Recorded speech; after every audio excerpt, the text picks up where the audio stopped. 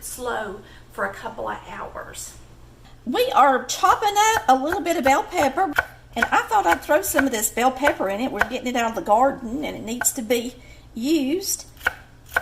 So we grew this bell pepper.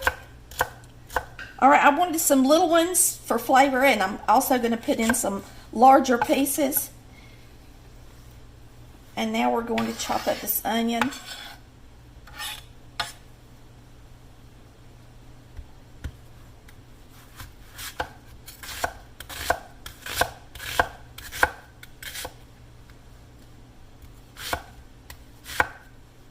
Alright, we got some nice pretty round steak. These are nice and about close to a 1/2 inch thick.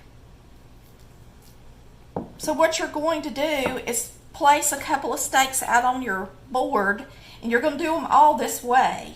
You're going to salt and pepper them, flour them, and beat them. So I'm salting, and then I'm on pepper On my arm, so I was just going to do one for you guys. So you're going to take your steak and put it on your cutting board. And we're going to salt and pepper it good. And then after I salt and pepper it, I'm going to trim the fat off the edges. If you don't, it's really hard for the beef to actually get tenderized because it wants to hold its shape around where the fat is.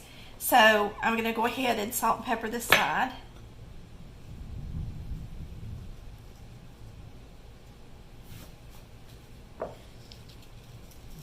You're going to just lightly dredge it with flour. Or just, you can either lightly dredge it or just let it lay in some flour lightly.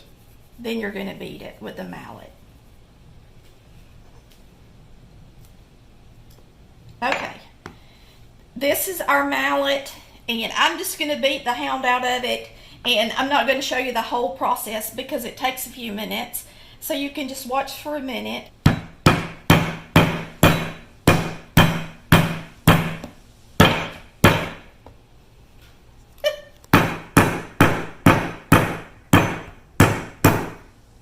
And some of you, your mom might have let you do this for it to lose its shape and start falling down and breaking down, and you can tell the difference and how it looks now compared to what it looked before I started. Now we're going to put our meat right here on this. Should I half it and make them smaller pieces? That's up to you. Whatever you I think I will. And I'm going to cut these in half, y'all. Now, if you're in an area where you can get tenderized steak at the store, at your butcher or in the store that you shop at, then especially if you're, have a hard time or you got an arm like I do that has lymphedema or something like that, you are way better off getting a tenderized, steak. Cube steak is what we call it here. If you can't, then this is the old-fashioned way of doing it. cube steak. And so I thought we'd do it this way today, because this is original like everybody used to have to do it, even here where we live in the United States. Right now we're just putting a good bit of flour on it so that when we brown it in the skillet, it'll have some flour on it. And then later that will make a nice rendered gravy. We're going to cook this a couple of hours. I'm just going to use a little corn oil. Now this is a brazier. It's got a lid that seals this meat when it starts to cook. The stove, just in a baking dish with some foil over it. But she didn't have a brazier like this. We're going to use our brazier today. Saute our onion and bell pepper that we cut up.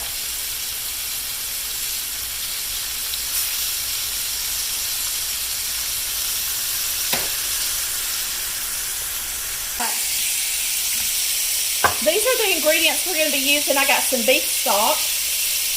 I've got some roasted garlic powder, some onion powder, paprika, Worcestershire sauce, Worcestershire is what I call it, and some diced tomatoes. And I'm using a couple of cups of the stock, and then I'm also going to use my favorite steak seasoning. You can use any you want. We're going to mix this over and let it continue to brown on both sides.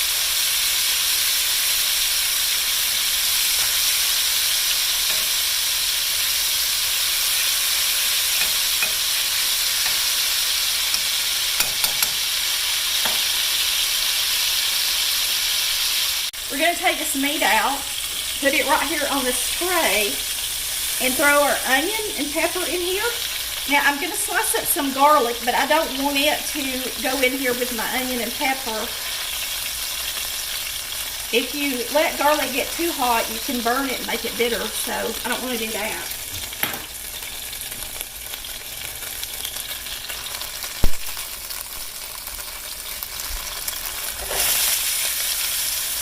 Looking good.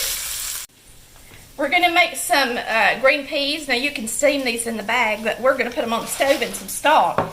We're using some stock in our Swiss steak, so what I'm going to do is use some of it in these green peas, and I will let these simmer and cook on the stove top while our steak is cooking. And I'll just have them down on a really low temperature. Salt to it.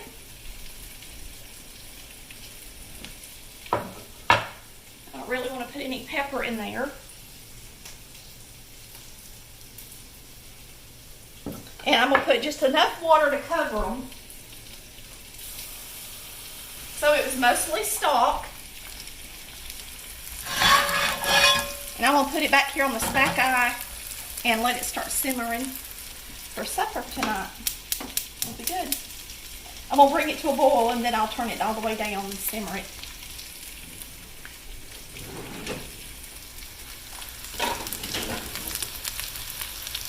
Now brazier.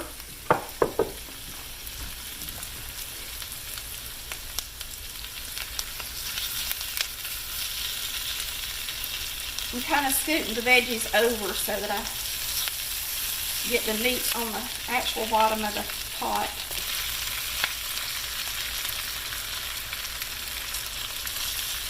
Pour the juices in there with it.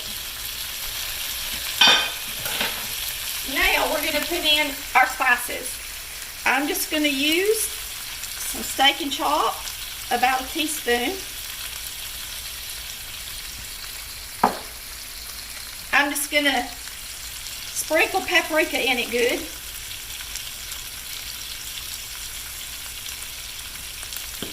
Onion powder, I'm going to do the same thing. I know we've got onions in here, but I just love to cook with onion powder. Garlic powder, Worcestershire,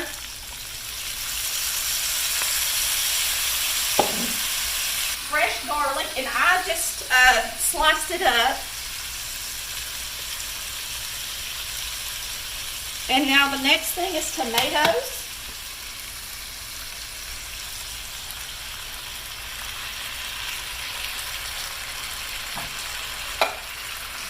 And some wonderful beef stock. And I'm going to add this right in the middle where my meat is not.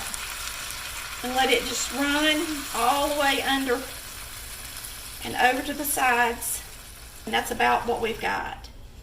Make sure your meat's all the way down in the bottom. Then I'm going to flip all the meat, make sure it's down in the bottom again, and cook it for another hour. I've got just a little bit of beef stock left after putting it in, so why not just throw it in this steak, and that way I know it's good and covered then. I mean, there's just barely any in there, probably about a quarter cup or so. So you're going to want to get Just a according to good what bit you're of- using. You could have it in the baking dish if there's delicious. So what we're going to do is, so you really need to have some cream potatoes, and boy, they're good too. After cooking in that broth that we put them in. Now we're going to get us a piece of steak. See which one I want to get to go on my plate. Eeny, miny, mo. This one's a pretty shape. I'll get it.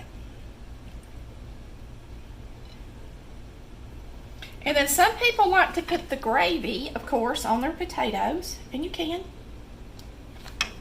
So I'm going to dip just a little bit of gravy out on my potatoes. Boy, that looks pretty, don't it? And delicious.